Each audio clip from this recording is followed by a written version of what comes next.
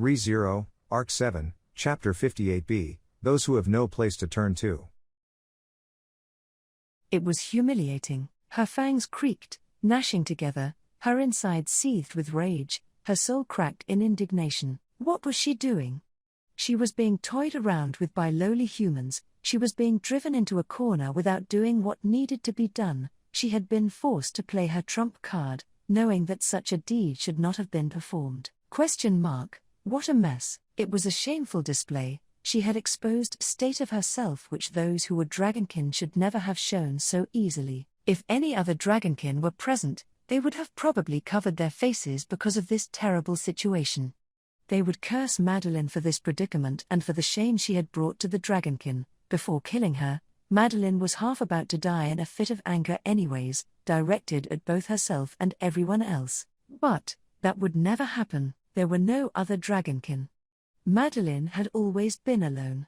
That was why, no matter what it took, she had to slay the person who had killed the one she desired as her mate. Flop-san, please help me. We need to carry this little girl inside. From the fringes of her bleary consciousness, she heard a voice that felt like it was coming from someone. No, not from someone, that voice came from a human being. Given there were no other dragonkin, everyone who spoke the language of men was human, beings that differed fundamentally from herself, and so, her head grew hot, faced with an all too familiar humiliation obtained at the hands of beings that differed from herself, a woman of crimson, attired in a dress, and a woman of silver, who brought snow with her. Those women had cooperated together with dreadfully high precision, searing Madeleine's consciousness white. She raised her body, like someone was guiding her, and stretched her arm out towards where the voice was coming from. She would tear apart the slender back before her eyes, and then, I don't mind being called a moron. She heard a voice coming from someone else, and right after that, the silhouette before her eyes was replaced with another. With that slender back pushed away, before her eyes, stood a slender someone. And that was whom she swung her claws at, which was followed by the feeling of recoil from a sharpness rending flesh not so shallowly in her hand.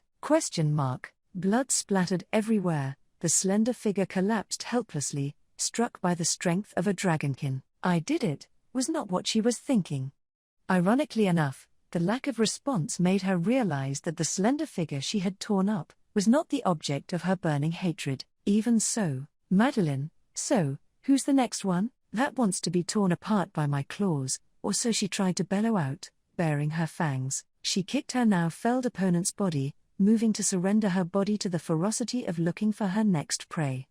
And while doing so, she looked at the figure of her fallen enemy. Madeleine, A man was lying on the ground, his long, golden hair furled out on the floor, his pale skin soaked with blood. She did not know him.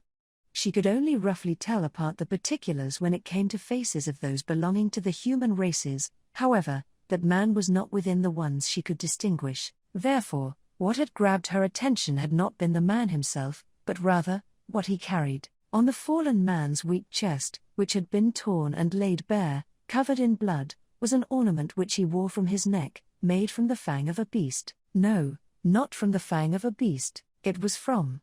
It weighs from.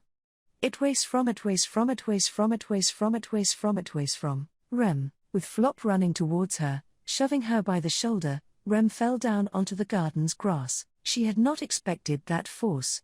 With no time to support herself, Rem's body tumbled sideways onto the greenery. However, to inquire Flop about what he had done all of a sudden, was unrequired, for a far more telling answer was splayed out in front of Rem, in the form of bright vermilion. Rem, Flop-san. With her hands to the grass, Rem's voice cracked because of that scene. In front of her, lying on his back where Rem had just been a few seconds prior, was Flop, his body bearing deep gouges from the shoulder to the waist. 4 wounds, like those performed by sharp blades, sliced vividly through the front of Flop's body, and Rem immediately recognized that the wound was the result of his attempt to protect her, and that it was the little girl Rem had run towards to give assistance, who had performed that deed. Rem, a girl with sky-blue hair, stood still, having swung her arm, blood dripping from the tips of her claws after she had gouged out Flop's flesh. Flop had been injured while protecting Rem from the little girl, who had attempted to murder her. Immediately,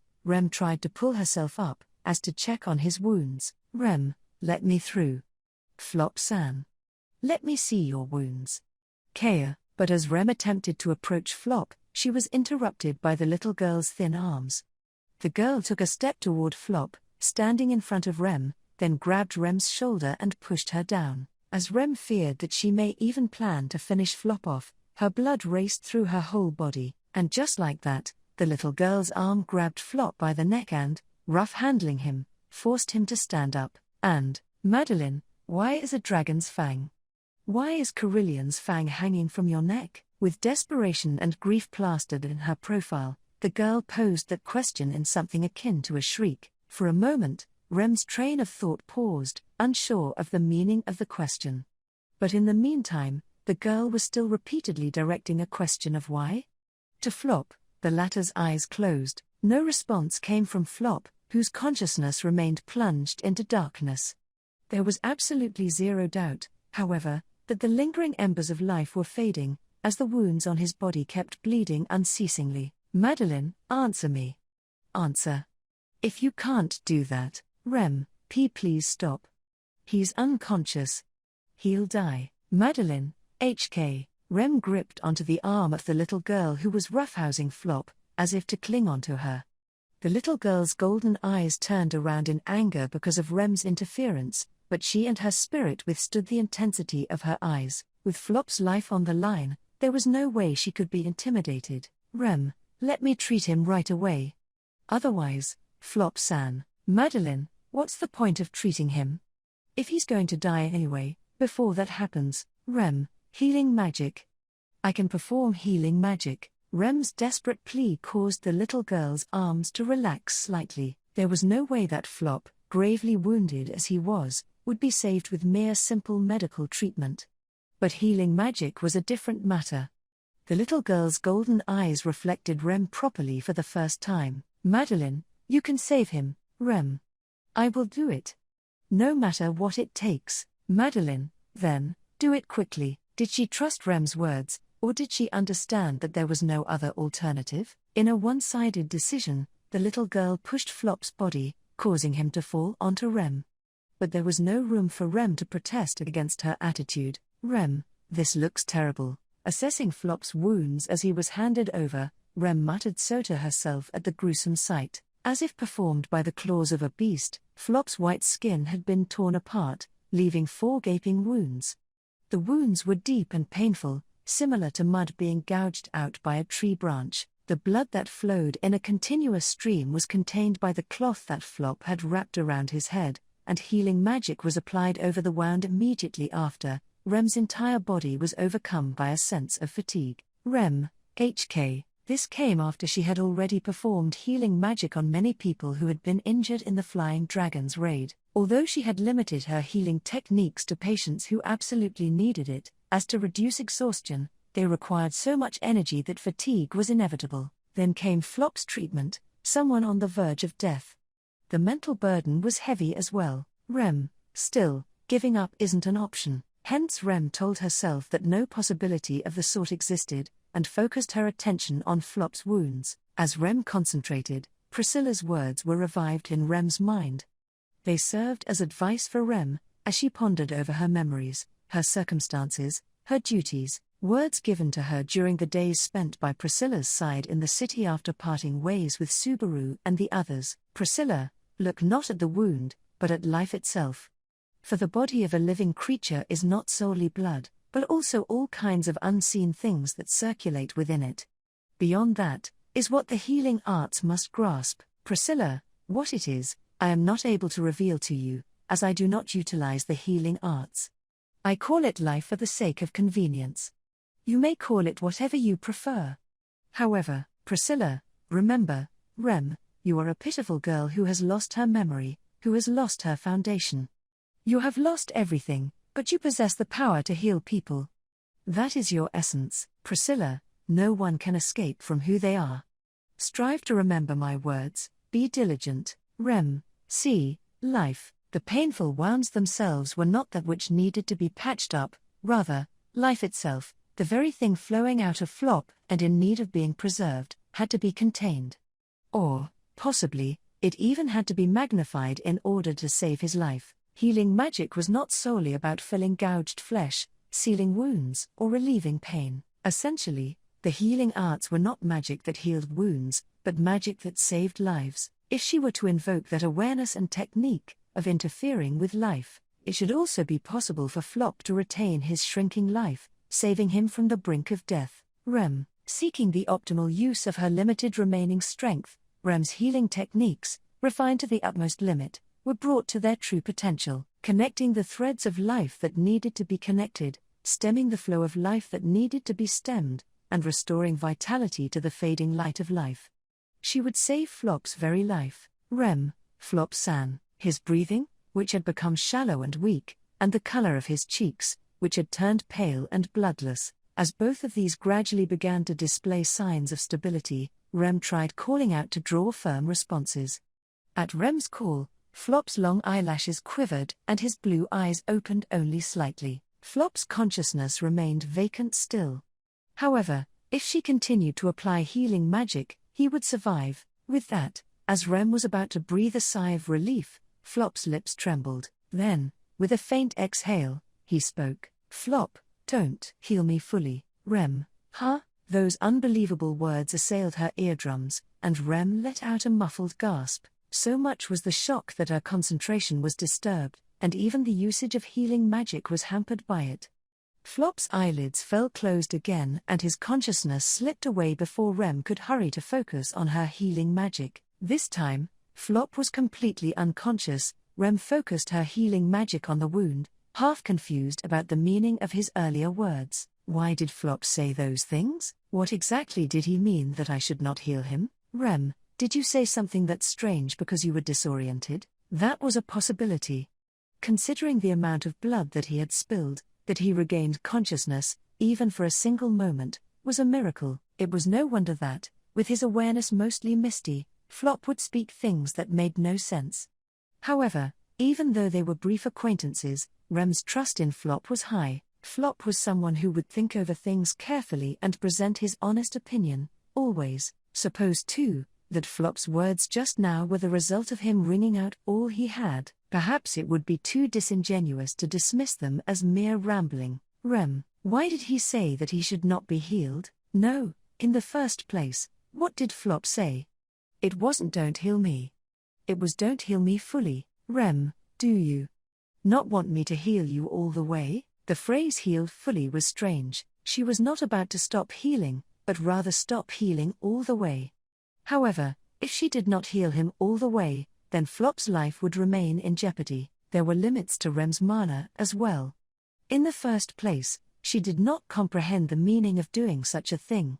She would save Flop's life properly, and only then. Rem, thinking up to that point, Rem realized that her perception of the situation was off. She had been concentrating on Flop's treatment so desperately to the point of being completely blind to her environs. Rem, the girl who had done this deed, was standing there behind Rem, who was healing Flop's wounds. More to the point, a flock of flying dragons was still flying over the rapidly freezing city, and fierce battles continued to rage in various parts of the city. Nothing would change for the better. Even if Flop's wounds were healed, and that appeal by Flop reminded Rem of a possibility. That would be, Rem, just, who are you? Without turning around, Rem asked this question to the girl behind her. Although Rem had not been facing her as she talked, the girl would have understood that the subject of Rem's question was herself.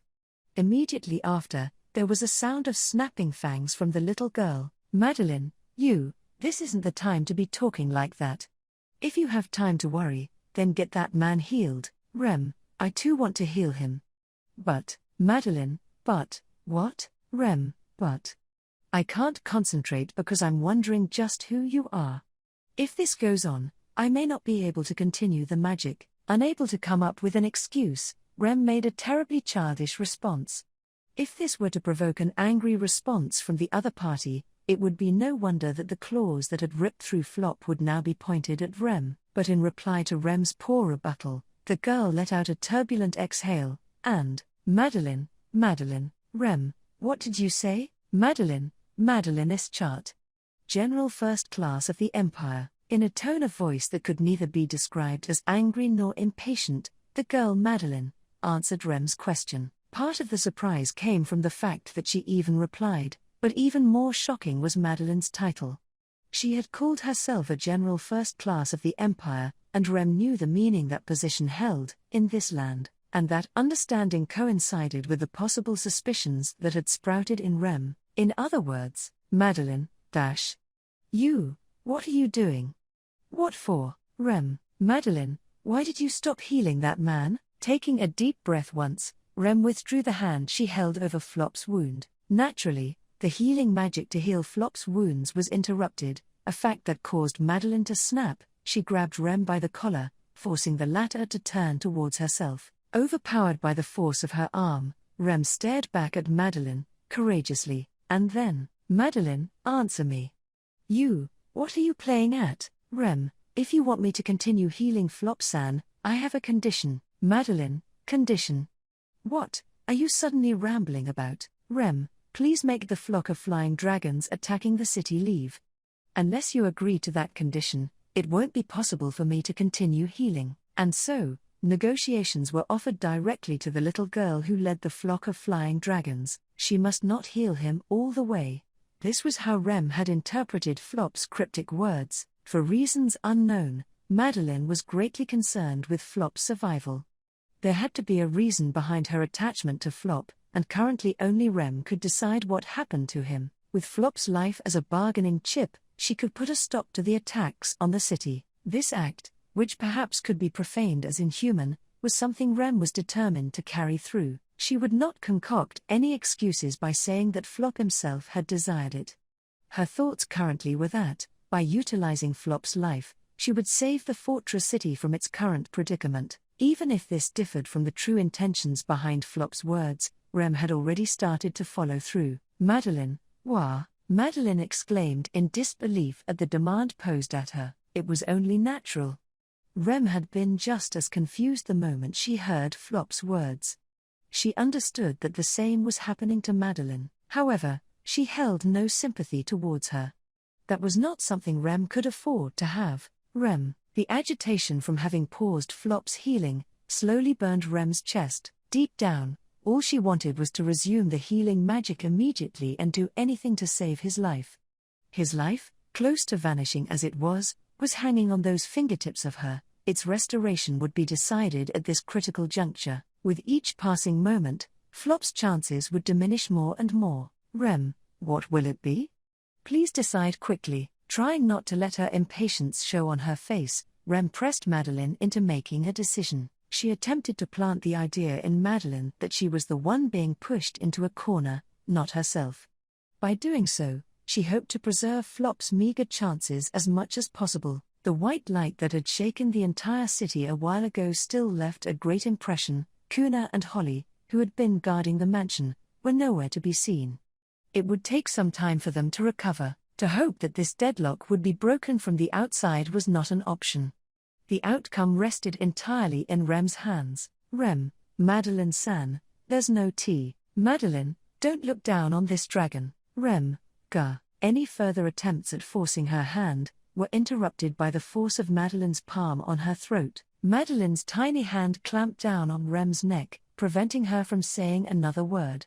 No, Madeleine refused to entertain the notion of negotiating in the first place. Her golden eyes aflame with rage, she was unable to tolerate Rem's audacity in imposing her own terms. Frightening, mighty draconic energy that betrayed Madeleine's childish appearance overwhelmed Rem, making her very heart to cower in fear. Forming inside her was a wish to withdraw her reckless act immediately. She felt the urge to go down on her knees, to beg forgiveness for her hubris. However, she was reminded of Subaru, who stood in front of Rem in an attempt to protect her against an enemy that was as powerful as this one, albeit dressed in a ridiculous woman's disguise, presenting an unsightly and shameful display. Subaru nevertheless stood there, risking his life to protect Rem.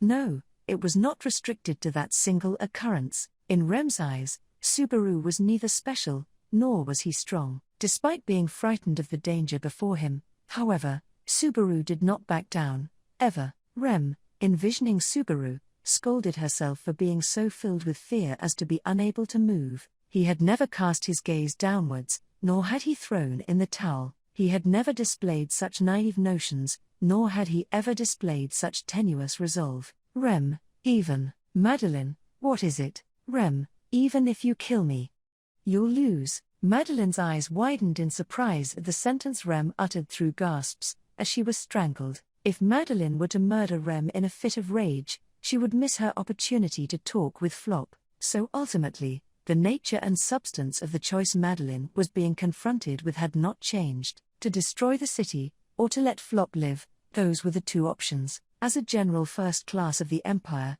it was Madeleine's duty to fulfill the role entrusted to her. However, within her attitude and in her words, Rem had found a minuscule possibility for success. Madeleine truly wished to exchange words with Flop. There was something she wished to make certain. How important was it for Madeleine to confirm that something? Within that, Rem had seen something valuable that could decide the outcome of this battle. Rem, what will you do? Madeleine, Rem, please choose. Will you kill, or will you let live? Her white-tinted consciousness gradually cleared, and the world around her slowly gained color. Emilia, alongside the awakening of her consciousness, she felt a terribly heavy oppressive sensation throughout her whole body. It was as if there were rubble on top of her body, a heavy sensation that pressed down upon her entire being, making it difficult to breathe. She moved her arms in order to push it away in any way she could, and, Emilia, Ngar. Once she stretched her arms out from their cramped position, the pressure disappeared with a loud thud. Only then did she come to realize that it had not been her imagination, she really had been underneath a pile of rubble, suddenly understanding the reason why it had been so difficult for her to breathe. Becoming convinced of it, she began to try and remember why she had ended up trapped underneath the rubble. Emilia, right. I was with Priscilla, fighting Madeleine. Recalling the events just prior, Emilia observed the surrounding landscape. What was spread out before her was the now barren debris of the cityscape.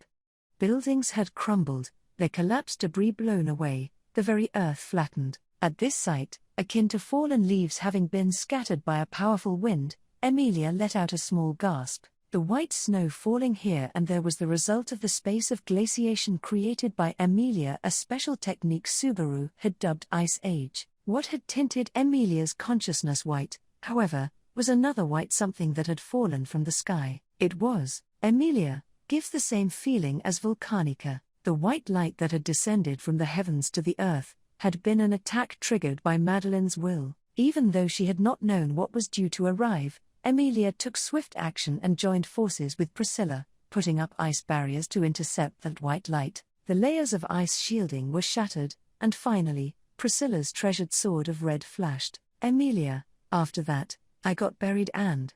This isn't good. What about Priscilla? Recalling what had occurred, Emilia began to look for Priscilla, who was nowhere in sight. Since Emilia had been under the rubble, it was not surprising that Priscilla, who had been right next to her, would have suffered the same. If so, there was a possibility that Priscilla would be buried, unable to get out as opposed to someone physically strong like Emilia. She had to help her quickly. It would be sad if she was shivering with inconsolable fear. Emilia, Priscilla. Priscilla, where are you? Answer me. I'll get you out right away. ? Cease your chirping, half-devil. Emilia, Priscilla. Pushing her body through the pain, Emilia turned over the debris near her. Once there was an answer to her inquiry, Emilia hurriedly ran towards the voice, and there, on the ruins of the collapsed city walls, at the other side of a mountain of accumulated debris, she found Priscilla, sitting on the wreckage. Priscilla snorted at Emilia rushing over to her. Priscilla, what ugly stubbornness. I suppose you are alive. Emilia, yeah, thanks for worrying about me. You're fine as well, Priscilla. Aren't you? But it's a relief that you're okay. Priscilla, humph. Faced with Emilia stroking her chest in relief, Priscilla sighed, looking a little more tired than usual. Her gorgeous red dress was torn here and there, her white skin stained with dust and bruises. Because Priscilla was always so immaculate, it seemed all the more painful to look at. However, upon Emilia lowering her eyes out of sadness because of that fact, Priscilla looked up at her with displeasure. speaking, "Do not look down on me, Priscilla, do not make me laugh with your anxious ponderings. You and I are enemies competing for the throne, first and foremost. Your true desire should be to wish for my downfall, Emilia." Humph, there you go saying mean things again. I don't want Priscilla to get hurt. Besides, Priscilla, what, Emilia, you seriously think of me as an enemy?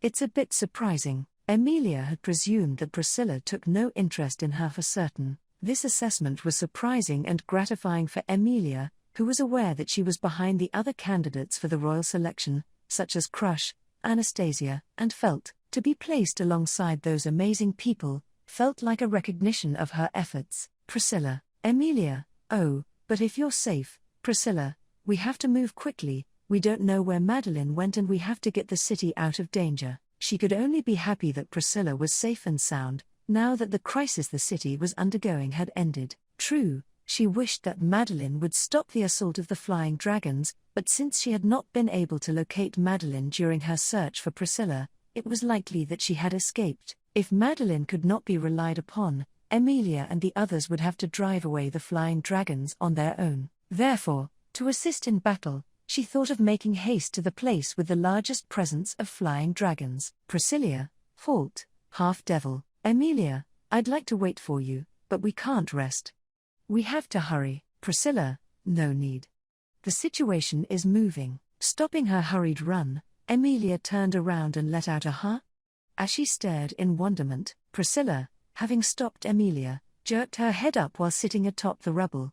Emilia's attention was caught by her gesture, and she gazed upwards, at the cloud-filled sky from which white snow sprinkled. Only then did she understand the meaning of what Priscilla had stated. Emilia, the flying dragons, they're going away? Emilia's vision, as that sentence escaped her mouth, was filled with the flying dragons that had previously overrun the city's skies, hunting down people indiscriminately. Spreading their wings, they were slowly growing distant in the skies. For a moment, Emilia was unsure of what that signified, then considered, maybe, Emilia, Madeleine listened to our request. Priscilla, foolish nonsense. Emilia, I guess not. But I think Madeleine is the only one who can order the flying dragons to leave. The most pleasant possibility was shot down by Priscilla, and Emilia pondered on it. Of course, even a flying dragon who followed someone else's orders would not be suicidal enough to throw away their own life for naught. They would retreat if faced with likely defeat, and it was possible they would even flee in a hurry if, for example, the leader of the flock were defeated. However, would Madeleine's defeat count as the flock's leader having been defeated? Even if Madeleine considered herself as having lost, the blow from above the clouds, the one which Emilia and Priscilla had been unable to stop with their combined efforts, was also a thing. Rather, it was Emilia and the others who were in danger. Madeleine could have protracted the bout for quite a bit longer, had she continued battling with the flying dragons alongside her. And yet, Priscilla, then, there must be a reason as to why they withdrew. Emilia, a reason why they withdrew. What would that be? Priscilla, even I cannot discern everything. Perhaps, Madeleine received an order to withdraw due to the presence of the cloud dragon being discovered.